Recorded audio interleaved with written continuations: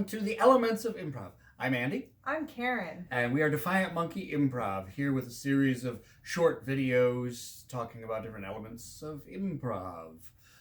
Tonight, we are going to be talking about game of the scene versus scene work. You want to know why?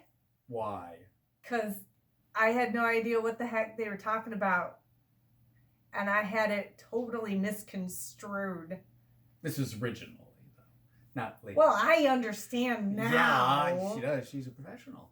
Yeah, but I took, I was taking, it was a bonus class up at Second City, Toronto.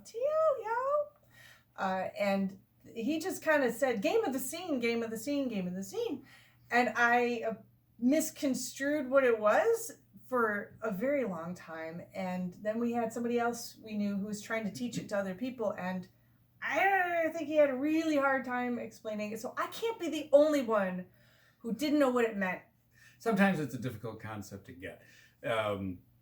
Essentially, the definition of game of the scene is finding a behavior in your scene or game, and then repeating that behavior and heightening it, sometimes to a ridiculous extent. An example, not in improv, would be in sketch, would be the Saturday Night Live sketch of the Falconer. Yes. If you've ever seen that one. If you haven't, look it up on the internet. It essentially involves a character called the Falconer. His bird gets killed. Donald Duck! No! To the time machine! No! And then they get into a time machine, and they go back in time, and they meet the Falconer back in time, and then all of them go, and by the end of the sketch, every single actor they have on Saturday Night Live, no matter who they are, is dressed up as the Falconer, and it's ridiculous. It's one of the biggest game of the scenes that I've ever seen. Yeah. On there, but it's worth watching. A lot of Saturday Night Live sketches use this. Yes. A lot. It's kind of a go-to sort of thing. Yes. When I first heard it, I thought they meant about story. I thought, game of the scene. Well, that's trying to figure out where the story's going. You know, which character to follow or where the plot might go. You have to find the game of the scene. No, it's just like, okay, this weird thing happened, so let's do the weird thing again and again and again and again. One group that specializes in game of the scene is Upright Citizens Brigade. If you watch their ASCAT shows or read their comedy manual book, they talk about specifically the game of the scene and how they do it. It's a very interesting read to learn more in depth about the technique. Yes. It does tend to derail a scene. If that's all you're going for is finding the game of the scene, that ends up being it. Doesn't have to, though. You can find it within a scene if you want to. We had one at just an open improv jam that we were holding where the guy was waiting in line at a fast food restaurant trying to order, and the cashier was getting frustrated with them, so we wanted to up the ante and add an impatient customer behind them, and an impatient customer behind that one, and another impatient customer, maybe somebody at the drive-thru. So we upped the ante, but just in that spot. It didn't end everything. It just made that more heightened. So you can find the game within a scene too and expand that. Yeah, and you can do it either way. Just make the game of the scene the whole thing, or make it more of a scene-based game.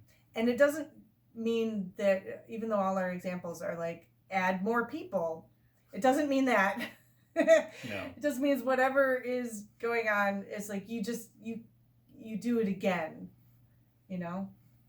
And heighten it. And heighten it. And heighten it. And heighten it. Yes. There's a difference between all this and a callback. And I mention a callback because I've seen them done well, and I've seen them done stinky poo.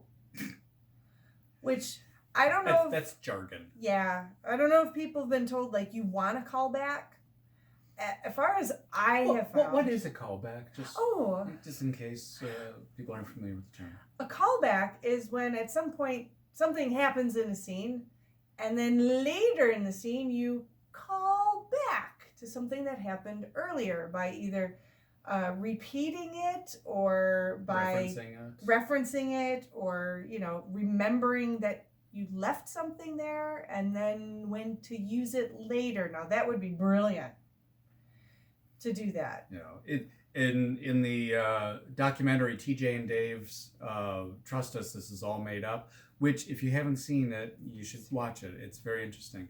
They do a very long form, it's about an hour-long show, and it's just them, one story. In this, and it's been a while since I've seen it, so I'm a little fuzzy on it, but I remember them being in a bar, and at one point, one of them sets their drink down at the end of the bar. Later on in the show, they end up back in that bar, and I think they read in different characters. Yeah. But in some way or another, they dealt with that glass still being there. They remembered that, and it was a long game. So yeah, that's the long game. So it's not the game of the scene, but it is. If you can do that if you could set yourself up, something happened, even in a different scene. Like you're doing a whole show full of short games, and something happened in a previous game, and you want to bring it back in just because it's funny. Okay, but it had better be natural, because I've seen it be forced. I don't know, were they told that it's good to have a callback every scene? Yeah, people think it's funny. Well, it is when it's natural. Yeah. It's like you had a giraffe in the first scene, and now you're at the dentist office, and suddenly you have a giraffe stampede through for no reason other than, I said giraffe once tonight. And that's just, it's just silly. But if like you had a giraffe in the first scene and you're in the mouth and you're dentisting in there and you're just like, oh, hey, by the way, fun fact, a giraffe's tongue is about 18 inches long. Speaking of which, I'm going to have to go about 18 inches in here. You've got a strange tooth. I don't know. Just natural as part of the scene would be much better. Yes. So story, game of the scene, and callback. Thank you for watching. If you have any questions about Game of the Scene, or if you have some examples of Game of the Scene that you've developed in your improv scenes, please comment down in the comment section. And if you want to tell me how wrong I am. Don't do that. She doesn't mind. I can take it. But like our videos, subscribe, share.